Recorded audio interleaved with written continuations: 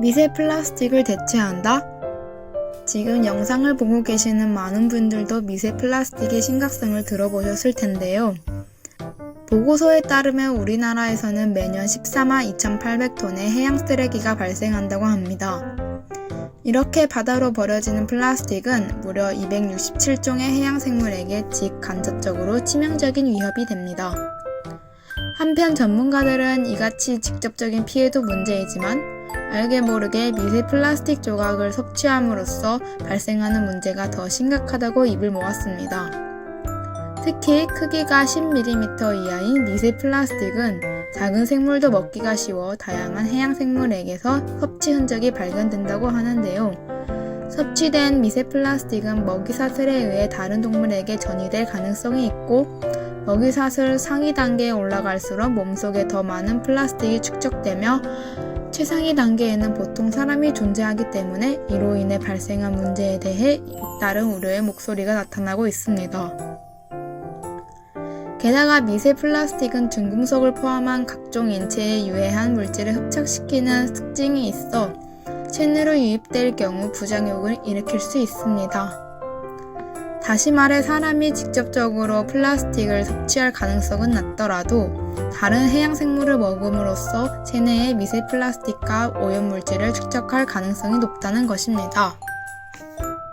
하지만 이러한 여러 문제점을 갖고 있는 미세 플라스틱이 지난 몇 년 동안 시중에 판매되고 있는 제품의 질을 향상시키기 위해 사용되고 있었다는 사실을 알고 계셨나요? 섬유유연제의 향을 오랜 시간 지속시켜주는 향기 캡슐, 반짝거리는 입술과 눈가를 연출시키는 데 쓰인 화장품 속 글리터, 화장품과 치약 속의 마이크로 비즈 등 미세 플라스틱은 우리 생활 곳곳에 숨어 있었습니다.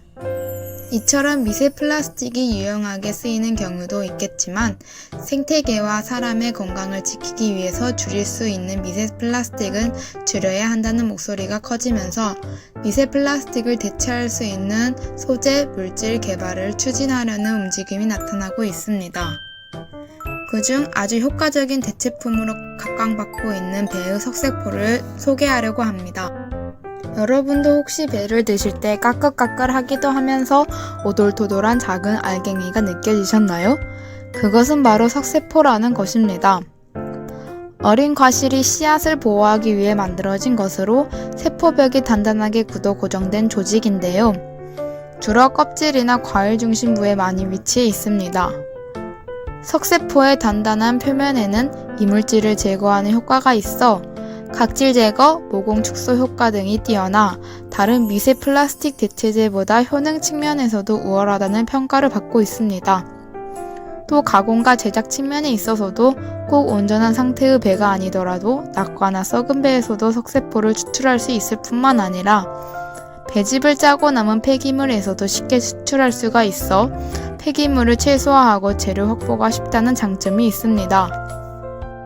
게다가 석쇠포를 이용한 제품은 일반 치약보다 2.4배나 높은 치아 연마 효과를 가지고 있고 일반 세정용 화장품에 비해서 4.6배나 높은 피부 각질 제거 효과를 나타내고 있다고 하니 상용화가 된다면 굉장히 우수한 천연 재료로 될 것으로 예상됩니다.